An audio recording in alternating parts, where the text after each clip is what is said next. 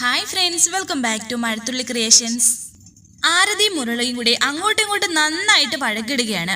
ഇപ്പോഴത്തെ മുരളി കുളിച്ചുകൊണ്ടിരുന്നപ്പോൾ ആരതി മുകളിലേക്ക് പോയിട്ട് പൈപ്പ് അങ്ങ് ഓഫ് ചെയ്യുന്നു. മുരളിയാണെങ്കിൽ ദേഹത്ത് മുഴുവനും സോപ്പ് തേച്ചിട്ട് നിൽക്കുമായിരുന്നു. ഈശ്വര, വെള്ളം തീർന്നോ, കണ്ണ് നീർന്നിട്ട് കാണാൻ വയ്യല്ലോ, ഈ ലോക്ക് എവിടെ പോയി എന്നൊക്കെ പറഞ്ഞിങ്ങനെ മുരളി അവിടെ ഇവിടെയൊക്കെ നടക്കുന്നു. ആ സമയം ബാത്റൂമിന്റെ മുന്നിൽ എത്തിയിരിക്കുകയാണ് ആരതി. എന്നാൽ കതക് തുറക്കാൻ നോക്കിയിട്ടാണെങ്കിൽ തുറക്കാനും സാധിക്കുന്നില്ല. ഇത് പൂട്ടേക്കുവാണോ? ഹലോ, ഈ വാതിലൊന്ന് തുറക്കണേ, ആരെങ്കിലും ഒന്ന് തുറക്കണേ എന്നൊക്കെ കണ്ണടച്ചുകൊണ്ട് മുരളി പറയുന്നുണ്ട്. ആരതി പറയുന്നു, തിരക്ക് കൂട്ടണ്ട, വിശദമായി കുളിച്ചിട്ട് ഇറങ്ങിയാ മതി. ദേഷ്യത്തോടെ മുരളി പറയുന്നുണ്ട്, എടി പിശാശേ, നീയാണോ വെള്ളം നിർത്തിയത്? ഞാൻ തന്നെയാ, വാതിലും പൂട്ടിയിട്ടുണ്ട്, വൈകുന്നേരം വരെ അവിടെ കിടക്ക് എന്ന് ആരതി പറഞ്ഞപ്പോ, എടി തമാശ കളിക്കല്ലേ എന്നൊക്കെ പറയുന്നുണ്ട് മുരളി. ഒരു തമാശയില്ല, ഞാൻ സീരിയസ് ആയിട്ട് പറയാണ് എന്നൊക്കെ ആരതി പറഞ്ഞപ്പോൾ, ഈശ്വര, എന്റെ കണ്ണില് സോപ്പും പത, എടി കണ്ണ് നീറുന്നു എന്നൊക്കെ മുരളി പറഞ്ഞെങ്കിലും ആരതി ഒട്ടും വിട്ടുകൊടുക്കാതെ സന്തോഷത്തോടെ പറയുന്നു, ആഹാ, വളരെ നന്നായി, എടി ആ വെള്ളം ഒന്ന് തുറന്നു വിട്, ഞാൻ നിന്നോട് ഒരു വഴക്കിനുമില്ല എന്ന് മുരളി പറഞ്ഞപ്പോ ആരതി പറയുന്നുണ്ട്, ഓ ഇല്ല, ഞാൻ പോയി എണ്ണ വാങ്ങിച്ചോണ്ട് വരാം, എന്നെ പൊരിക്കണ്ടേ? അത് ഞാൻ വെറുതെ തമാശയ്ക്ക് പറഞ്ഞതാണെന്ന് മുരളി പറഞ്ഞപ്പോൾ ആരതി പറയുന്നുണ്ട്, അയ്യോ കഷ്ടം, എനിക്കാണെങ്കിൽ തിളച്ച എണ്ണയിൽ കിടക്കാനങ്ങ് കൊതിയാവുകയാണ്. വേറെ നിവൃത്തിയില്ലാതെ മുരളി പറയുന്നുണ്ട്, അയ്യോ എല്ലാ തെറ്റിനും മാപ്പേ മാപ്പ്, മുന്നത്തെ പോലല്ല, ശരിക്കും മാപ്പ്, ഒന്ന് തുറന്നു വിടേ, ഇനി മാറ്റി പറയോ എന്ന് ആരതി ചോദിച്ചപ്പോൾ, ഒരിക്കലുമില്ല, ഒന്ന് തുറന്നു വിട് എന്നൊക്കെ മുരളി പറയുന്നുണ്ട്. ആരതി അങ്ങനെ മുകളിലേക്ക് കയറിപ്പോയി പൈപ്പ് ഓൺ ആക്കുന്നുണ്ട്.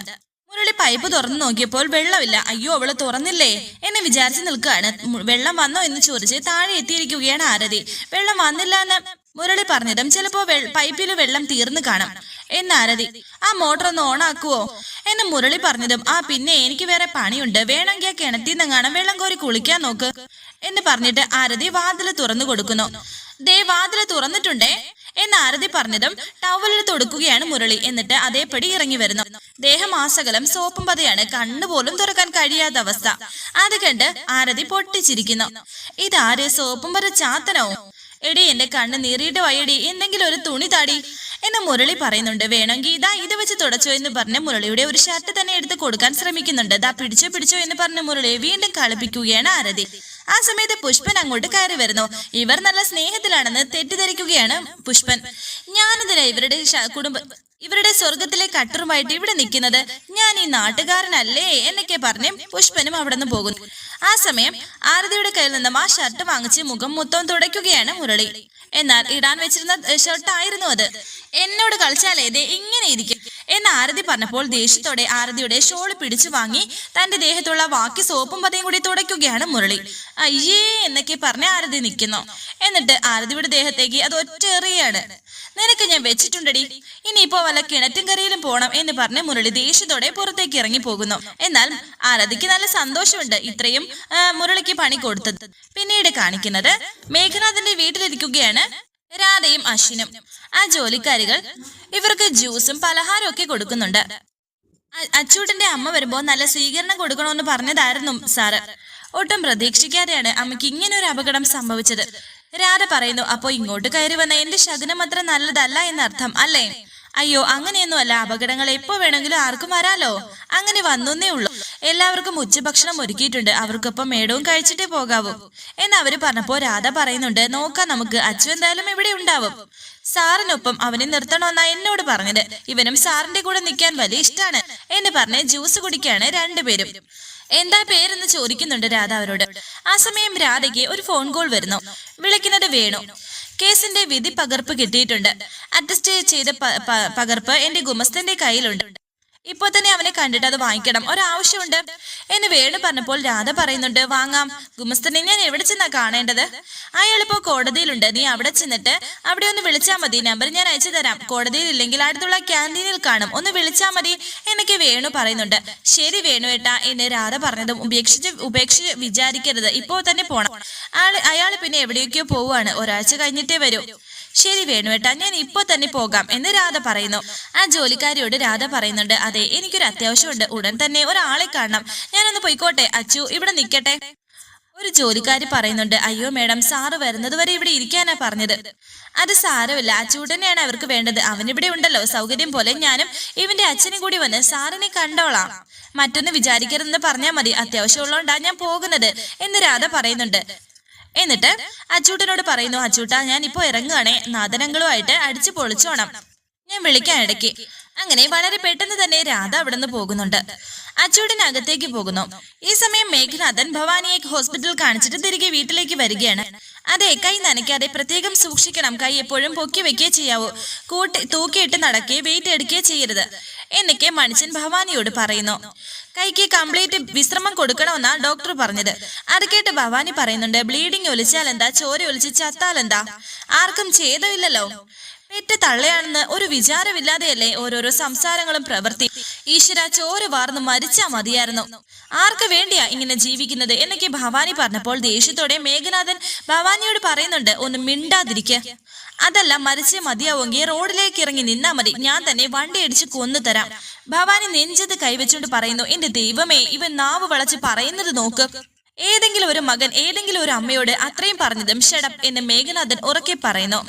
ഒരു സ്ഥലത്ത് വണ്ടി നിർത്തിയിട്ട് മേഘനാഥൻ വീണ്ടും പറയുന്നുണ്ട്, ഇത്രയും നേരം ഞാൻ വേണ്ട വേണ്ട എന്ന് പറഞ്ഞ് മിണ്ടാതിരുന്നതാ, നിങ്ങളോട് ആര് പറഞ്ഞു ഞാൻ ചില്ലിട്ട് കൊണ്ടുവച്ച പടത്തിനടുത്തേക്ക് പോവാൻ?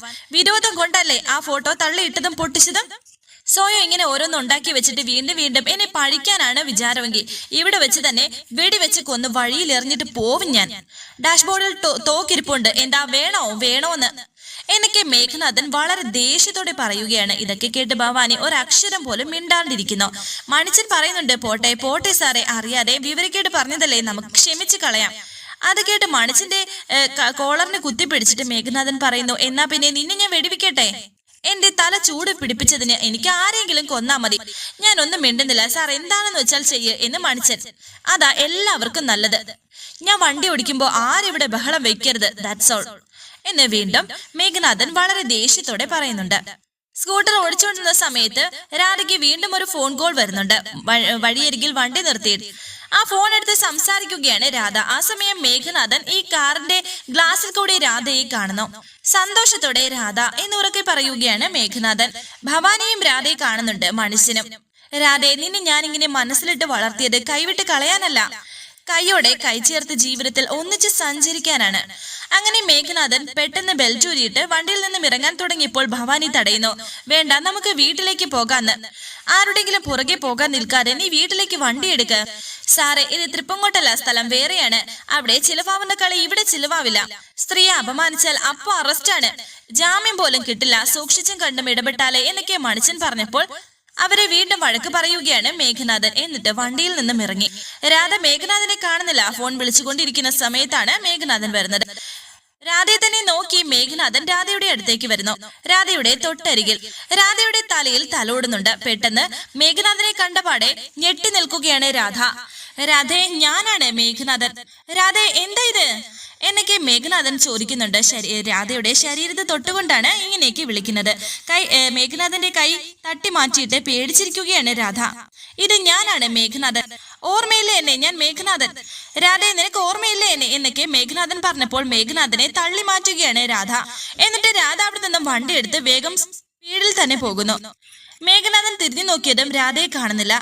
ഏയ് രാധേ, നിൽക്ക് നിൽക്ക് എന്നൊക്കെ പറഞ്ഞ് പെട്ടെന്ന് വണ്ടി എടുക്കുകയാണ് മേഘനാഥൻ. എന്നിട്ട് രാധയുടെ പിന്നാലെ പോകുന്നു. രാധയും സ്പീഡിൽ തന്നെയാണ് വണ്ടി ഓടിക്കുന്നത്. ഒന്നും പറയാനാകാതെ ഭവാനിയും മണിച്ചനും കൂടെ തന്നെ ഇരിപ്പുണ്ട്. രാധയുടെ സ്കൂട്ടറിന്റെ അരികിൽ എത്തിക്കഴിഞ്ഞു മേഘനാഥൻ. രാധേ, നിൽക്ക് നിൽക്ക് രാധേ, എനിക്ക് നിന്നോട് സംസാരിക്കാനുണ്ട് എന്നൊക്കെ മേഘനാഥൻ രാധയോട് പറയുന്നുണ്ട്. എന്നാൽ രാധ പേടിച്ച് സ്പീഡിൽ വണ്ടി ഓടിച്ച് പോവുകയാണ്. രാധേ, എനിക്ക് നിന്നോട് സംസാരിക്കാനുണ്ട്, വണ്ടി നിർത്ത് എന്നൊക്കെ മേഘനാഥൻ പറയുന്നുണ്ട്. നിർത്ത് രാധേ എന്നൊക്കെ പറഞ്ഞിട്ട് വണ്ടി അടുത്തേക്ക് കൊണ്ടുപോവുകയാണ്. പെട്ടെന്ന് രാധ വണ്ടിയിൽ നിന്നും താഴേക്ക് വീഴുന്നു. മേഘനാഥനും വണ്ടി നിർത്തി. രാധയുടെ സ്കൂട്ടറും നേരെ വെച്ച് മേഘനാഥൻ വളരെ ടെൻഷനോടെ നിൽക്കുന്നുണ്ട് രാധ വീണത് കൊണ്ട്. പെട്ടെന്ന് മനുഷ്യനും വണ്ടിയിൽ നിന്നും ഇറങ്ങുന്നു. മേഘനാഥൻ രാധയുടെ അടുത്തേക്ക് വന്നപ്പോൾ പേടിച്ച് പിന്നിലേക്ക് മാറുകയാണ് രാധ. രാധ, നീ എന്തിനാ എന്നെ കണ്ട് ഭയക്കുന്നത്? നീ എന്തിനാ എന്നെ ഇങ്ങനെ കണ്ട് ഓടി കളിക്കുന്നത്? എന്തിനാ നീ എന്നെ അന്യനായിട്ട് കാണുന്നത് എന്നൊക്കെ മേഘനാഥൻ പറയുന്നുണ്ട്. മേഘനാഥന്റെ വലയിൽ നിന്ന് രാധ രക്ഷപ്പെടാൻ തുടങ്ങിയപ്പോൾ രാധയുടെ ഷോളിൽ പിടിച്ച് വലിക്കുകയാണ് മേഘനാഥൻ. അത് കഴുത്തിൽ കുരുങ്ങിയിരുന്നു. എന്നിട്ട് രാധയെ മേഘനാഥന്റെ അടുത്തേക്ക് ചേർത്ത് നിർത്തിയിട്ട് മേഘനാഥൻ പറയുന്നു, എന്റെ മനസ്സും എന്റെ പ്രണയവും എല്ലാം നിനക്ക് വേണ്ടിയാണ്, നിനക്ക് വേണ്ടി മാത്രമാണ്. മേഘനാഥന്റെ നെഞ്ചത്ത് ഒരൊറ്റ ഇടി കൊടുത്തിട്ട് രാധ ഓടി രക്ഷപ്പെടുന്നു. പിറകെ മേഘനാഥനും പോകുന്നുണ്ട്. ഒരു പടിക്കെട്ടിലൂടെ താഴേക്ക് ഓടുകയാണ് രാധ. പിന്നാലെ മേഘനാഥനും പോകുന്നു. രാധ ഒരു കാട്ടിലേക്ക് കയറി ഓടിപ്പോന്നു. ഒടുവിൽ ഒരു കല്ലിൽ തട്ടി രാധ താഴെ വീഴുന്നുണ്ട്. പേടിക്കേണ്ട പേടിക്കേണ്ട, നിൽക്ക് എന്ന് പറഞ്ഞ് മേഘനാഥനും രാധയുടെ അടുത്തേക്ക് ചെല്ലുന്നു. രാധയെ, ഞാൻ പറയുന്നത് കേൾക്ക് എന്ന് മേഘനാഥൻ പറയുന്നു. പേടിച്ച് പേടിച്ച് പിന്നോട്ടേക്ക് മാറുകയാണ് രാധ. മേഘനാഥൻ രാധയുടെ ഷാൾ എടുക്കുന്നു. തറയിൽ നിന്ന് കുറച്ച് മണ്ണ് വാരി മേഘനാഥന്റെ മുഖത്തെറിയുകയാണ് രാധ. കണ്ണു പോയാലും നിന്നെ ഞാൻ മറ്റാർക്കും വിട്ടുകൊടുക്കില്ല എന്നും നീ എന്റേതായിരിക്കും എന്നൊക്കെ മേഘനാഥൻ പറയുന്നു. ആ സമയം കൊണ്ട് രാധ അവിടെ നിന്ന് ഓടി രക്ഷപ്പെടുന്നു. നീ എങ്ങോട്ടോടിയാലും എവിടെ ഒളിച്ചാലും നീ എന്റേതാണ്. ഇത് എന്റെ പ്രണയത്തിന്റെ പ്രഖ്യാപനമാണ്. ഏത് അന്ധതയിലും എന്നിലെ പ്രണയം നിന്നിലേക്കുള്ള വഴി കാണിക്കും. നിന്നെ എന്നിലേക്ക് കൊണ്ടുവരും. രാധേ, എവിടെയാണ് നീ എന്ന് മേഘനാഥൻ ഉറക്കെ പറയുന്നുണ്ട്. ആ സമയം കൊണ്ട് രാധ ഓടിപ്പോകുന്നുണ്ട്. രാധയുടെ ഷാള് ഇപ്പോഴും മേഘനാഥന്റെ കയ്യിൽ തന്നെ. രാധ ഓടിച്ചെന്ന് നിൽക്കുന്നത് മുരളിയുടെ ഓട്ടോയ്ക്ക് മുന്നിലാണ്. എടുത്തി, എന്താ ഇവിടെ? എന്തോ കൊണ്ട് ഭയന്ന് ഓടിയതുപോലെ ഉണ്ടല്ലോ എന്ന് മുരളി പറയുന്നുണ്ട്. പെട്ടെന്ന് മുരളിയുടെ ഓട്ടോയിൽ കയറി ഇരിക്കുകയാണ് രാധ. എന്തുണ്ടായി? ആരെങ്കിലും ഓടിച്ച എടുത്തി, അതോ മറ്റെന്തെങ്കിലും? ആകെ പേടിച്ചിട്ടാണല്ലോ. ഇങ്ങനെ എടുത്തിയെ ഒരിക്കലും കണ്ടിട്ടില്ല. എന്താ ഉണ്ടായെന്ന് പറയേ എന്നൊക്കെ മുരളി ചോദിക്കുന്നുണ്ട്. രാധ മനസ്സിൽ വിചാരിക്കുന്നു, ഇപ്പോ മുരളിയോട് കാര്യങ്ങളൊക്കെ പറഞ്ഞ അവൻ തന്നെ മേഘനാഥനെ നേരിടാൻ ഇറങ്ങിത്തിരിക്കും. അപ്പോ പ്രസാദേട്ടനും കാര്യങ്ങളൊക്കെ അറിയും. അതിന്റെ അന്തിമ ഫലം ചിലപ്പോൾ ഞാൻ ആഗ്രഹിക്കുന്നതിൽ വിരുദ്ധമാകും. അതുകൊണ്ട് തൽക്കാലം മുരളിയോടോ പ്രസാദേട്ടനോടോ ഒന്നും പറയാൻ പാടില്ല. ഇങ്ങനെ വിചാരിച്ചിരിക്കുന്നു. മുരളി ചോദിക്കുന്നുണ്ട്, എടുത്തി, എന്താ ഈ ആലോചിക്കുന്നത്? എടുത്തി ആരെങ്കിലും ഏതെങ്കിലും വിധത്തിൽ ബുദ്ധിമുട്ടിക്കാനോ അപമാനിക്കാനോ ശ്രമിച്ചെങ്കിൽ പറയേ, അതിപ്പോ തന്നെ ഞാൻ പോയി ചോദിക്കാം എന്ന്. ഒന്നുമില്ല, 1-2 മദ്യപിച്ച ആളുകളുമായിട്ട് ചെറിയൊരു ആക്സിഡന്റ് നടന്നു. സാരമില്ല, അവരെല്ലാം പോയി. മുരളി വണ്ടി ഓടിക്കേ. എനിക്ക് ഒരാളിനെ കണ്ട് ചില പേപ്പറുകൾ വാങ്ങാനുണ്ട്. ഞാനൊന്ന് അയാളെ വിളിക്കട്ടെ എന്ന് രാധ പറയുന്നുണ്ട്. വേണുഗോപാൽ വക്കീല് പറഞ്ഞിരുന്നില്ലേ, ആ അഞ്ജലിയാണ് ഞാനിപ്പോ ഓട്ടോയിലാണ്, ഉടനെ എത്തും. ശരി എന്ന് പറഞ്ഞ് വേണു പറഞ്ഞ ആ വക്കീലിനെ വിളിക്കുകയാണ് രാധ. എന്നിട്ട് മുരളിയോട് വണ്ടി എടുക്കാൻ പറയുന്നു. കോടതിയുടെ അടുത്തുള്ള ഓഫീസിനടുത്ത് എത്തണം എന്നും മുരളിയോട് പറയുകയാണ് രാധ. മുരളി പെട്ടെന്ന് അവിടെ നിന്ന് വണ്ടി എടുത്ത് പോകുന്നു. അങ്ങനെ തൽക്കാലത്തേക്ക് രാധ മേഘനാഥന്റെ പിടിയിൽ നിന്നും രക്ഷപ്പെടുന്നുണ്ട്. ആ പേപ്പറുമായിട്ട് വക്കീല് പറഞ്ഞ ആള് വരുന്നു. വിധിയുടെ എല്ലാ വിവരങ്ങളും ഇതിലുണ്ട് എന്ന് പറഞ്ഞ് അദ്ദേഹം അത് രാധയുടെ കയ്യിൽ ഏൽപ്പിച്ചു. ചില സംശയങ്ങളോടെ ഇങ്ങനെ ആലോചിക്കുകയാണ് മുരളി. വരാനിരിക്കുന്ന പുതുപുത്തൻ എപ്പിസോഡുമായി വീണ്ടും കാണാം. Thank you for watching. Please subscribe, like, share my channel.